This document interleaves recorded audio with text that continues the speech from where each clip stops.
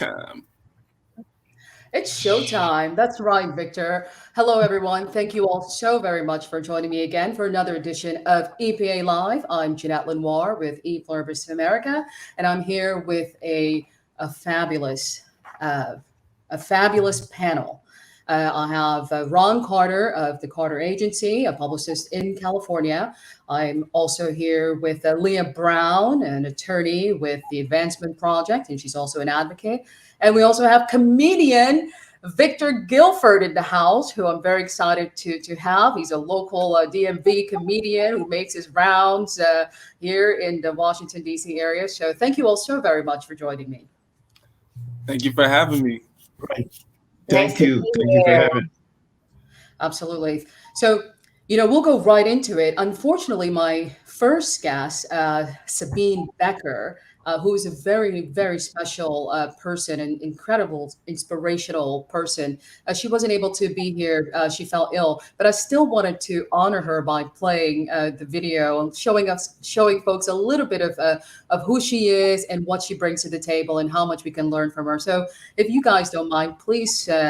Um, Bear with me a little bit, and I will show folks a little bit of what she's all about. Hopefully, I'll get to play it. All right, here we go.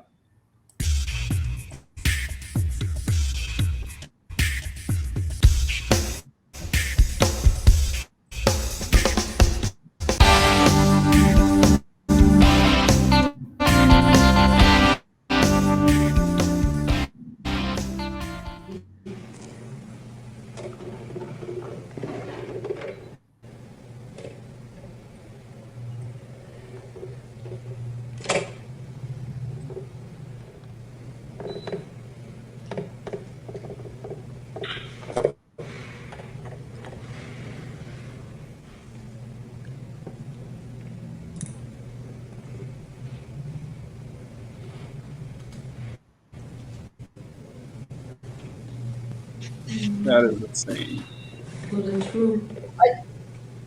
You can never complain again I never. about your problem. You have no problems,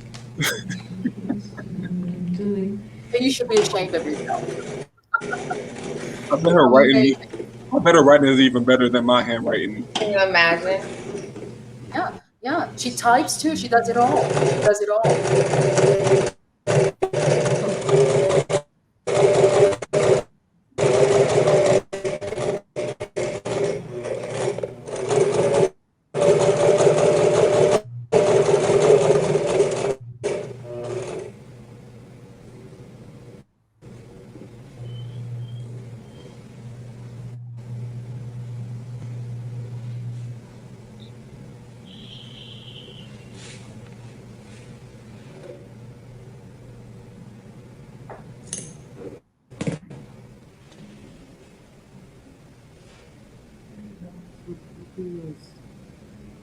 This part, I saw this so many times. I'm like, how did she do that? Yo, and she didn't even know. Wow. She's so focused with it. Wow. I know. It is one of the most incredible things I've ever seen.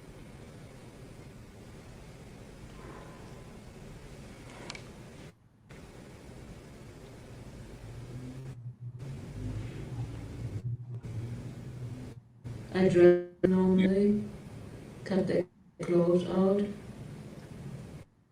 And this is a necklace. This will be the finished product with sweater, dress, jacket. Yeah, they're her Wow. dancer dolls. My name's Sabine Becker, and I'm from Berlin, Germany, and I was born in the early 60s. So, the history of thalidomide. Thalidomide was developed in 1957 by the German pharmaceutical company Grünenthal, and it was originally marketed as a sedative hypnotic. Grünenthal thought they could make much more money by to pregnant women, and doctors and pharmacists assured expectant moms that it would not harm the unborn baby.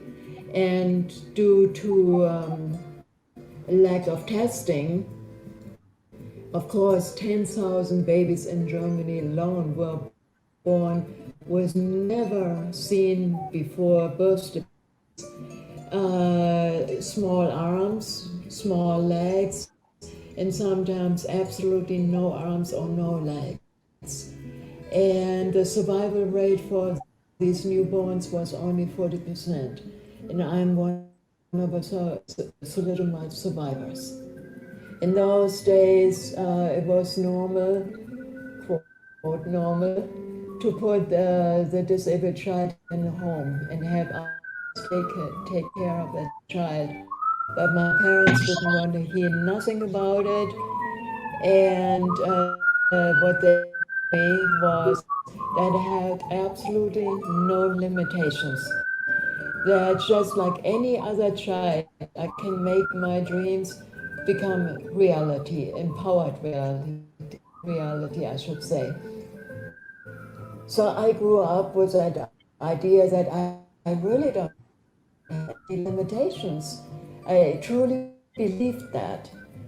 And so for many, many years, probably for 8 or 9 years, I go to physical and occupational therapy to learn how to do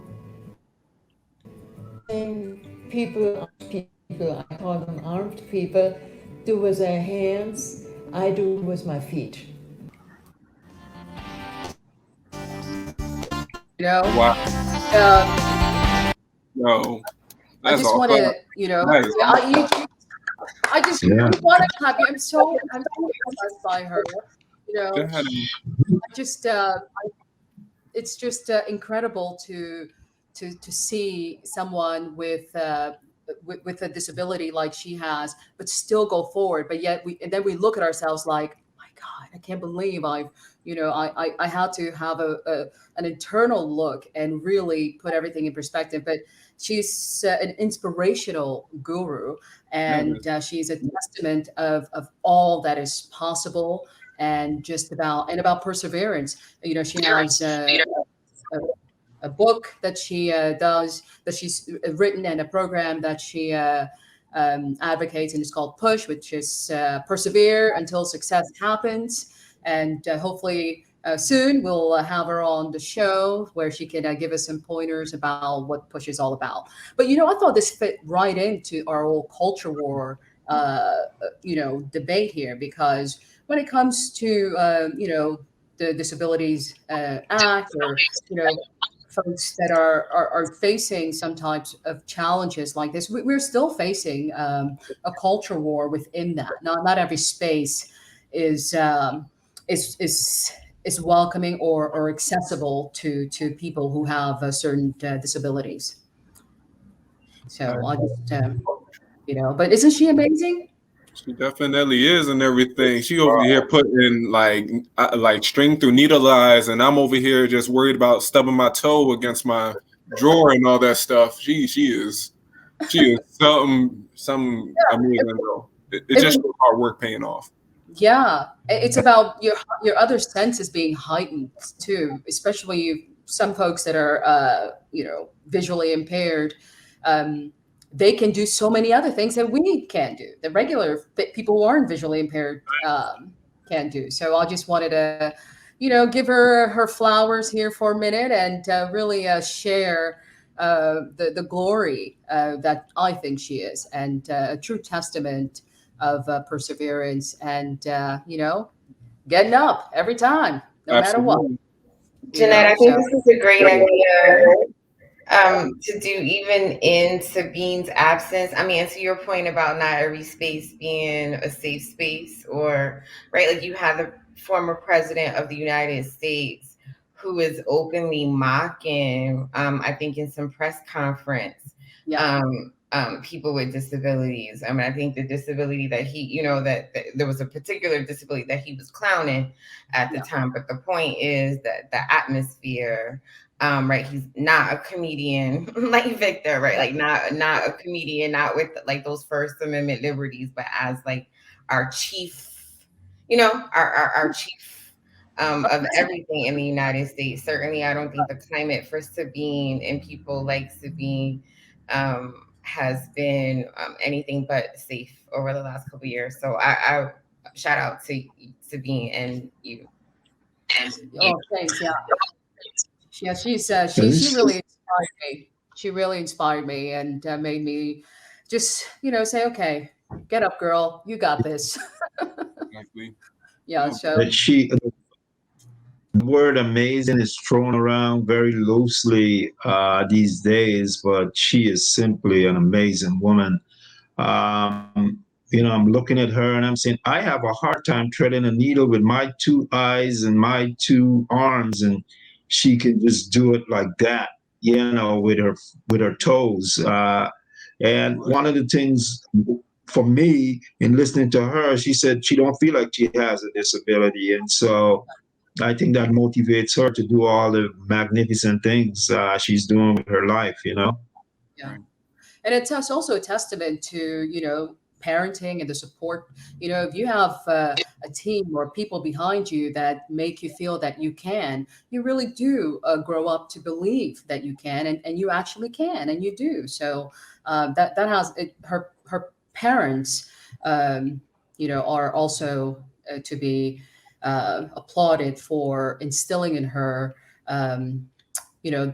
Just that can do and will do attitude no matter what, and that's just really important, especially in today's age, when we have so many victims and wannabe victims around.